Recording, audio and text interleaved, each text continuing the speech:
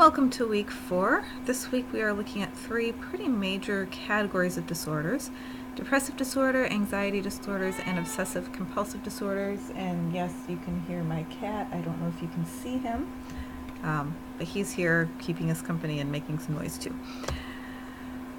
Okay, so our first category that we're looking at is the depressed mood category, the depressive disorders. We're looking at common features of a persistence of the sad, empty, or irritable, especially in the teenagers, irritable moods. You'll see a lot of those somatic and cognitive changes in this area. So a lot of physical symptoms that don't necessarily have a medical reason for it. So the stomach aches, the headaches, the tiredness, that kind of thing.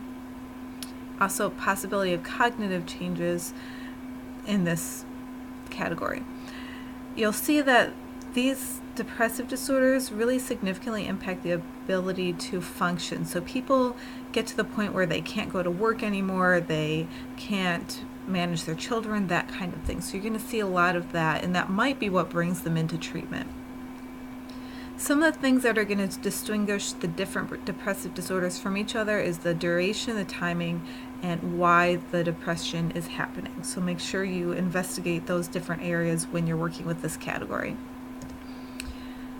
So some of the things that you're going to see are listed here. You can take a look at those. Major depressive disorder is one that you're going to see a lot. You're also going to see the persistent depressive disorder, or dysthymia, quite a bit.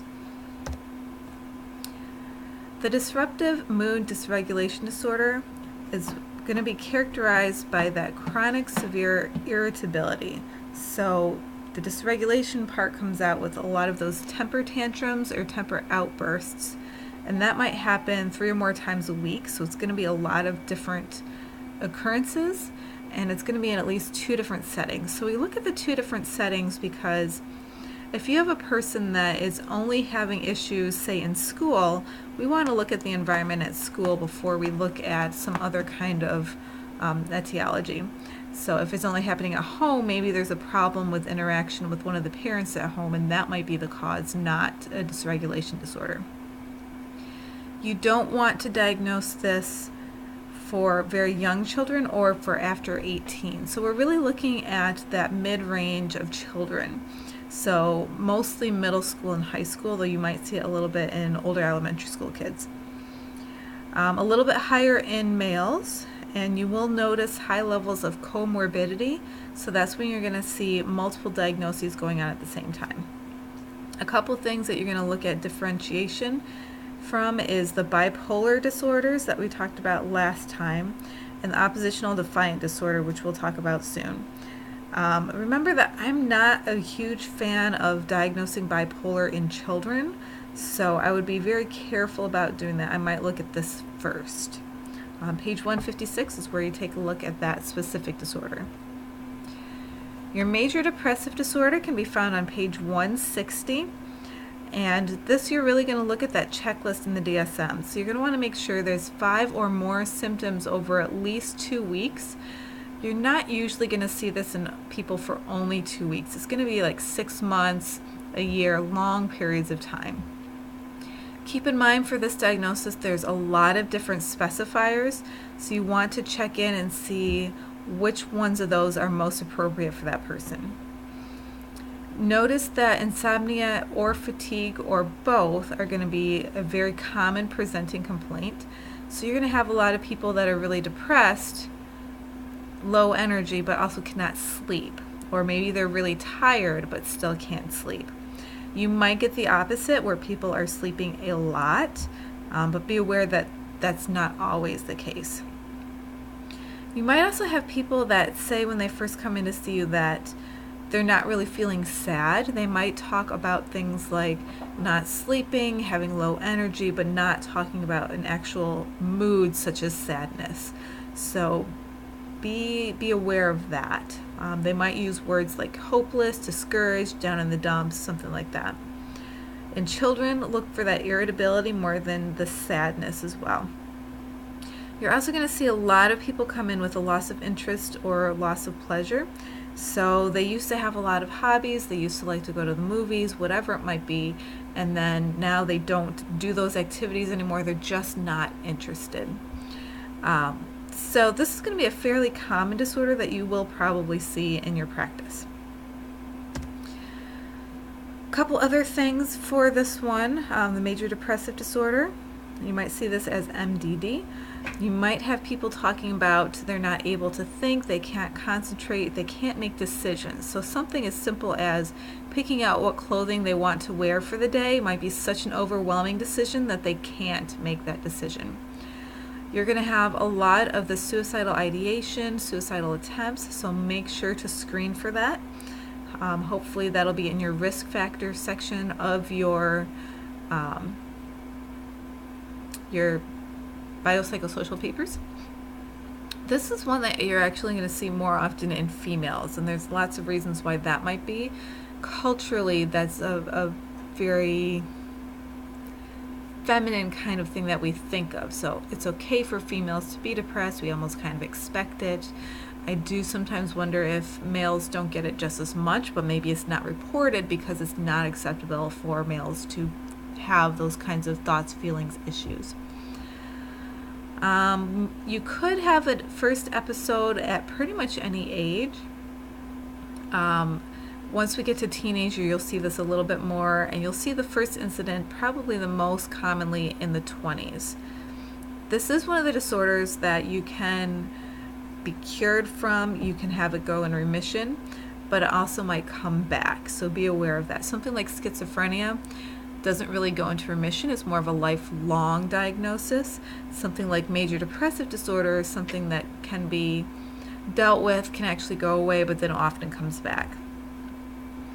When you're looking at those specifiers, it might be anything from mild to the severity might be very high. A very severe case would be they can't even attend to basic needs, they can't get up and shower, they can't feed themselves, that kind of thing.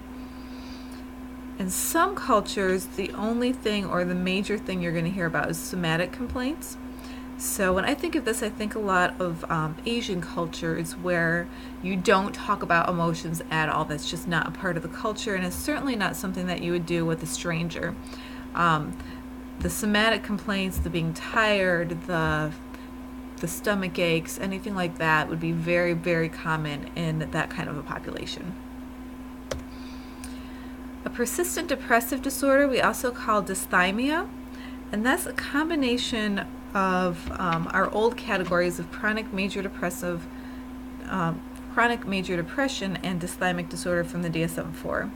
So you're going to see a depressed mood most of the time for most days for at least 2 years. So when we're looking at this, we're looking at the depression is not as major as it was. It's not as incapacitating. People can generally function, but they're feeling that depressed mood. They might be feeling the lack of interest. They might be feeling down in the dumps, that kind of thing, for 2 years. So this is a long-term kind of thing. In kids, again, we're looking more at that irritable mood, and the time length is shortened to 1 year. So again, look at high risk for comorbidity for this.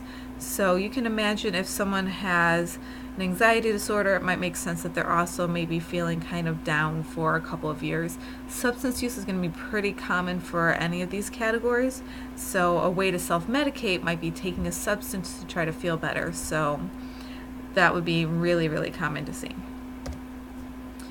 Note that we now have a new category of premenstrual dysphoric disorder.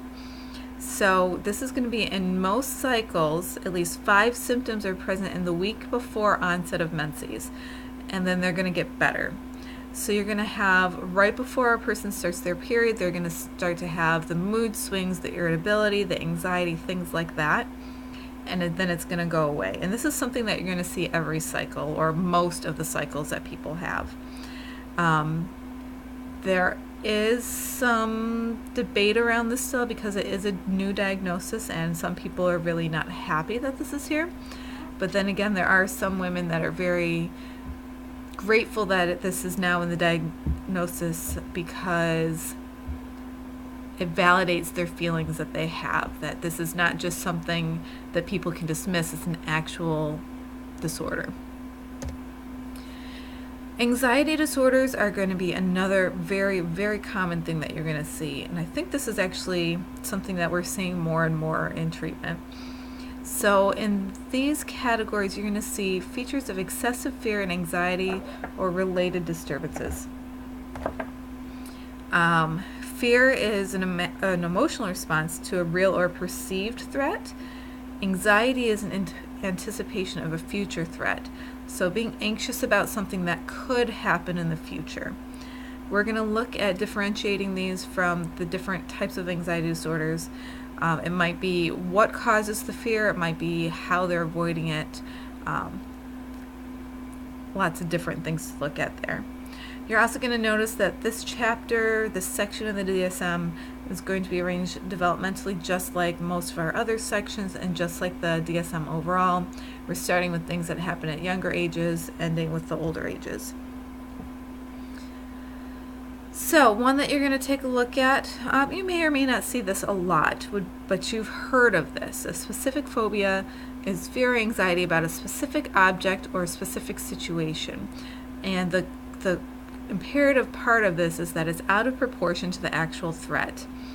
So you're going to see something like a person is so afraid of tornadoes that anytime there's a cloudy sky, they refuse to go outside because they think there's going to be a tornado and they're going to be trapped out in the open. So that's going to be the clinically significant distress. It's keeping them from actually doing their day-to-day functioning. You might have this following a traumatic event, so if they were trapped in a tornado, that might make sense that you would then be afraid of a tornado afterwards. But that's not going to be the case for a lot of the people. You might also come across people that have multiple specific phobias at the same time. So they're not only afraid of tornadoes, but they're also afraid of car accidents and they're afraid of floods. All three things at the same time.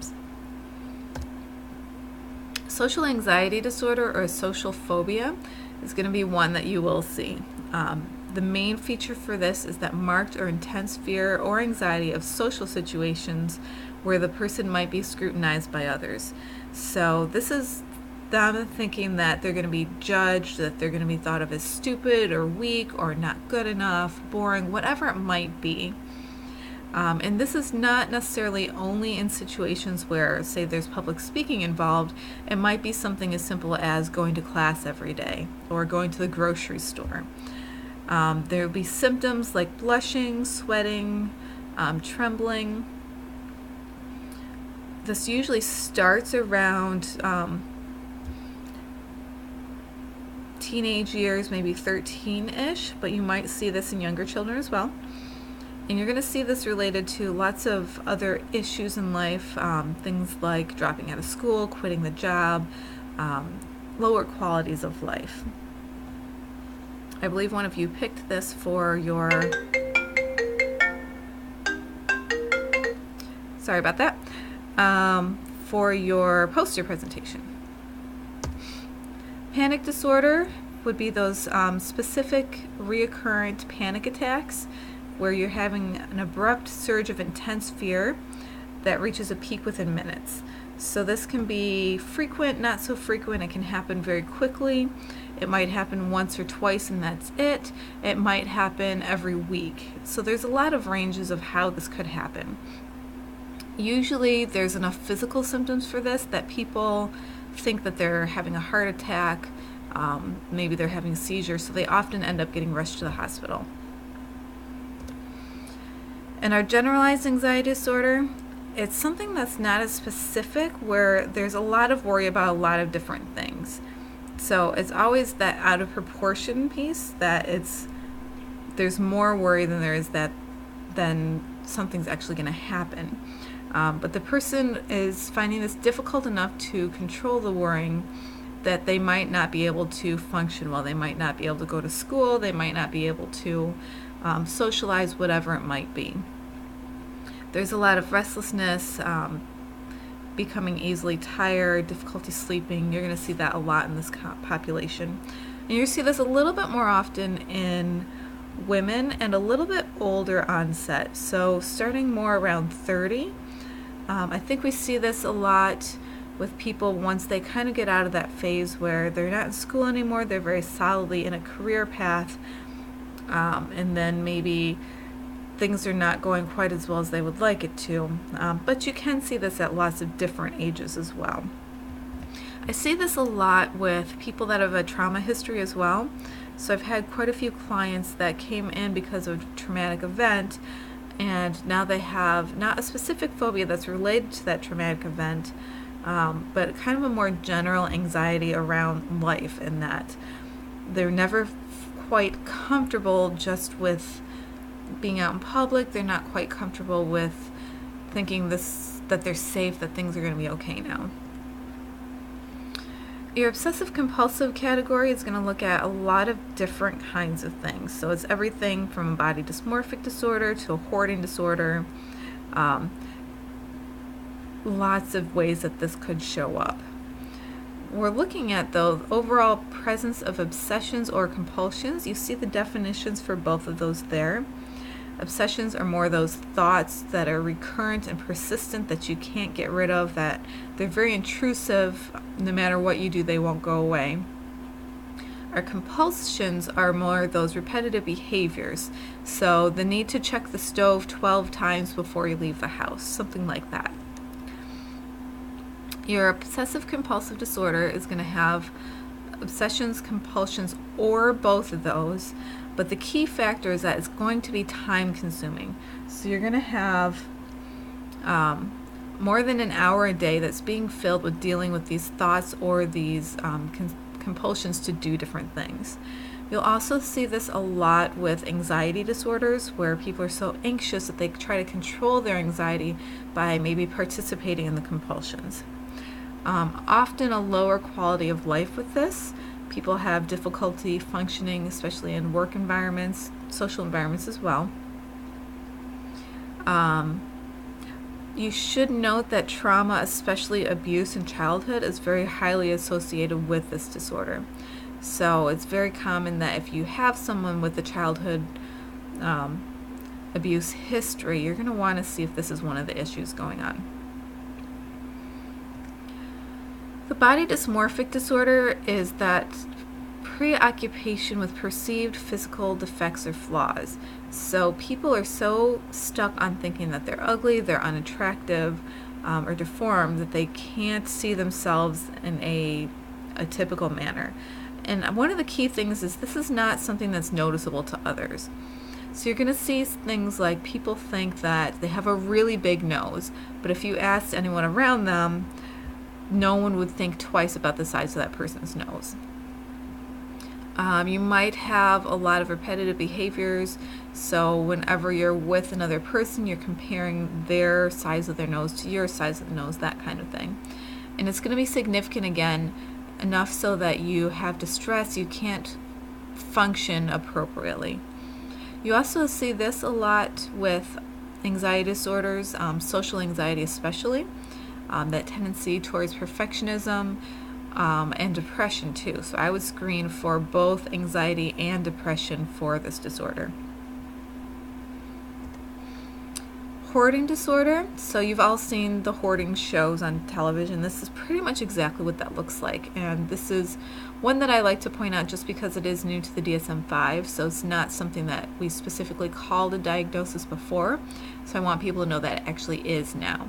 So that's when basically people cannot part with possessions, even if they are things of very low value. So newspapers, you see that one very commonly, that people have so many boxes of newspapers in the house that they can't walk through the living room, that kind of thing. And this might be something that they don't see a problem with. So when we're looking at distress, it might not be distress to them, so it might be something that they don't feel is a problem, but it's causing distress to other areas of their life. So what that means is, even if they don't see it's a problem, maybe their children see it's enough of a problem that the children refuse to visit them at home anymore. So you're going to see something like that, where maybe the relationship is strained because of the behaviors. And that is the last one that we're going to look at specifically. You can take a look at the other disorders that are related to the OCD and the DSM. They're pretty interesting. You might see things like skin picking or pulling out hair. Again, look a lot with anxiety issues when you're looking at this, and also look for doing a screening related to trauma. So that is all for this video. I'm not sure how long that was. It might have been a little bit longer this time. But as always, make sure you post your questions and any experience with these disorders that you've had in the discussion board on Blackboard.